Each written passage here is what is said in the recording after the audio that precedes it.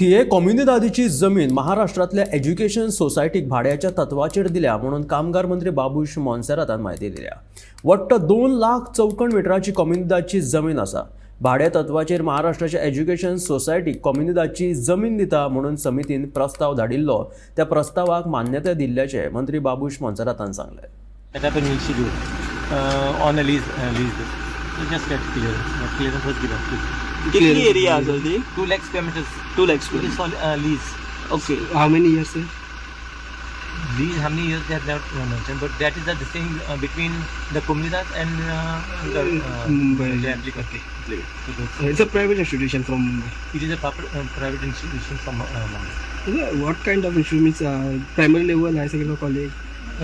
They want to set up an institution that is not come to us. It is just as far as allotment of land is concerned, where we are dealing. So comunidad has sent us a proposal and we have accepted a proposal.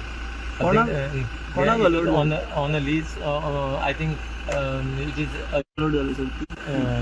some institution. Institute. Final details on that. Okay.